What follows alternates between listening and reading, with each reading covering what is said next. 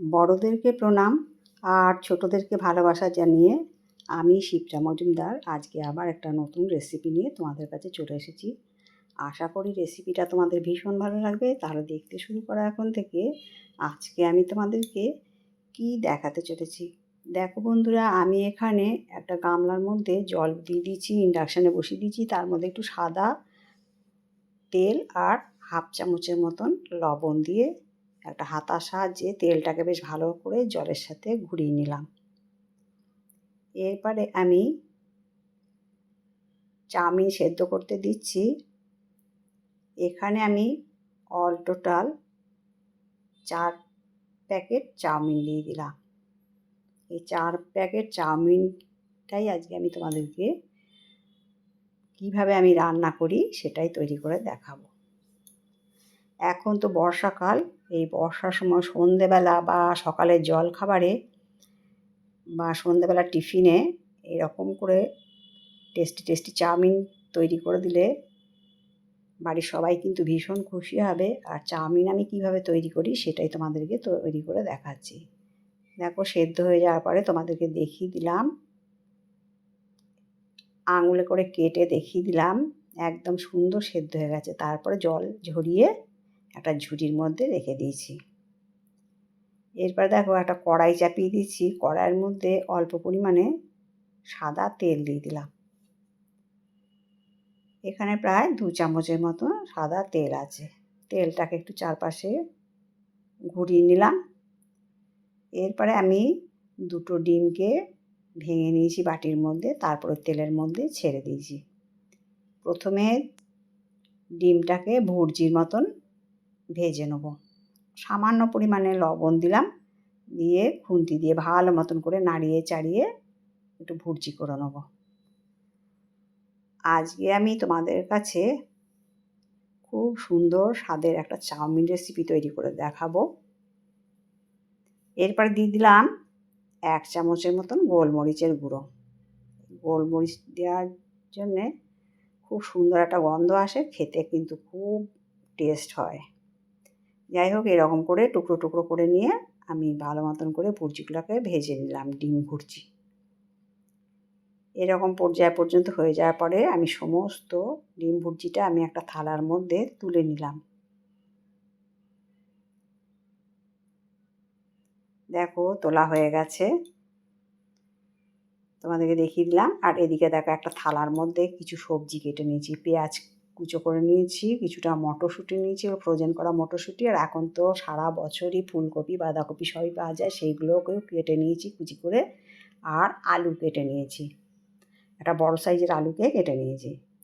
এবারে ওগুলো পরিষ্কার করে ধুয়ে টুয়ে থালার মধ্যে রেখেছি। আর এবারে একটা কড়াইয়ের মধ্যে কিছুটা পরিমাণ সাদা তেল দিয়ে প্রথমে আমি আলুটাকে ছেড়ে দিলাম। চাউমিন কিন্তু সাদা তেল দিয়ে করে খেলেই বেশি ভালো লাগে। দেখো, যেহেতু ফুলকপি আলু এগুলো সেদ্ধ হতে একটু দেরি হয়, সেই জন্য এগুলোকে আগে দিয়ে দিলাম। এবার সামান্য পরিমাণে লবণ দিয়ে দিলাম, হাফ চামচের কম, দিয়ে ফুলকপি আলুটাকে বেশ ভালো মতন করে খুন্তির সাহায্যে ওপর নিচ নাড়িয়ে চাড়িয়ে এটাকে বেশ কিছুক্ষণ ধরে রান্না করে নেবো। এটা যাতে তাড়াতাড়ি সেদ্ধ হয়ে যায়, এই জন্য ঢাকনা চাপা দিয়ে রাখলাম। মিনিট 2-3 বাদে ঢাকনা খুলে তোমাদেরকে দেখিয়ে দিচ্ছি। এইভাবে ঢাকনা চাপা দিয়ে যে কোনো রান্না করলে কিন্তু খুব তাড়াতাড়ি সমস্ত কিছু সেদ্ধ হয়ে যায়। এরপর আমি কেটে রাখা পেঁয়াজগুলো দিয়ে দিলাম। আমি কিন্তু পেঁয়াজ আগে ভাজিনি, ফুলকপি আলুর সাথে পেঁয়াজটা দিয়ে দিলাম। আমি যেভাবে চাউমিন রান্না করি সেইভাবেই তোমাদেরকে দেখাচ্ছি। তোমরা সবাই জানি চাউমিন খুব ভালোভাবে তৈরি করতে পারো, তা আমি কিভাবে তৈরি করি সেটাই আজকে দেখালাম। এরপরে দিয়ে দিলাম কিছুটা ফ্রোজেন মটরশুঁটি, দিয়ে ভালো মতন করে নাড়িয়ে চাড়িয়ে এটাকে একটুখানি সময় পর্যন্ত ভেজে নিলাম। তারপরে দিয়ে দিলাম আরও হাফ চামচ লবণ দিয়ে ভালো মতন করে আবার একটুখানি সময় সুন্দর করে ভেজে নেব। আমি কিন্তু এর মধ্যে কোনো হলুদ ইউজ করছি না। দেখো, আলুটা কিন্তু ভীষণ সুন্দর সেদ্ধ হয়ে গেছে। আর ফুলকপিও সেদ্ধ হয়ে গেছে, সমস্ত জিনিস বেশ নরম হয়ে গেছে। এরপর দিয়ে দিলাম গোটা 4-5 কুচিয়ে রাখা কাঁচা লঙ্কা, দিয়ে ভালো মতন করে আবার নাড়িয়ে চাড়িয়ে ভেজে নিতে হবে। এরপরে দিয়ে দিচ্ছি কুচিয়ে রাখা কিছুটা বাঁধাকপি, দিয়ে ভালো মতন করে একটুখানি নাড়িয়ে চাড়িয়ে ভাজতে ভাজতে বাঁধাকপিটাও সুন্দর সেদ্ধ হয়ে যাবে। এরপর দিয়ে দিলাম 1 চামচ গোলমরিচের গুঁড়ো। বাঁধাকপিটা যেহেতু খুব তাড়াতাড়ি সেদ্ধ হয়ে যায়, সেই জন্য বাঁধাকপিটা একদম লাস্টে দিলেই সবচেয়ে ভালো হয়। আর বাঁধাকপির পাতাগুলো যদি একটু সামান্য শক্ত থাকে, খেতে কিন্তু ভীষণ ভালো লাগে। যাই হোক, এরপরে আমি দিয়ে দিলাম ভেজে রাখা ডিমের ভুর্জিটা। গোলমরিচ দিয়ে সমস্ত কিছু নাড়িয়ে চাড়িয়ে ভেজে নিয়ে তারপরে আমি ডিমের ভুর্জিটাও মিক্সড করে দিলাম। দেখো খুব সুন্দর যখন ভাজা হয়ে গেছে, তারপরে আমি এর মধ্যে দিয়ে দিচ্ছি জল ঝরিয়ে রাখা চাউমিনগুলো দেখো একটার গায়ে একটা কিন্তু জড়িয়ে যায়নি, খুব সুন্দর ঝরঝরে মতন হয়ে জল ঝরে গেছে। এবারে হালকা হাতে এটাকে সমস্ত সবজির সাথে মিক্সড করে নেব। খুব ধীর হাতে এই কাজটা করে নিতে হবে। আর বন্ধুরা, আজকের আমার এই চাউমিনের রেসিপিটা যদি ভালো লাগে তবে লাইক, শেয়ার, কমেন্ট আর সাবস্ক্রাইব করে আমার চ্যানেলের পাশে থেকো। আর যদি কোনো নতুন বন্ধু এসে থাকো অবশ্যই বেল বাটনটা অন করে দিও, তাহলে এই সমস্ত নোটিফিকেশান তোমাদের কাছে পৌঁছে যাবে। এটাকে তোমরা ছোট বাচ্চাদের টিফিন বক্সেও দিতে পারো।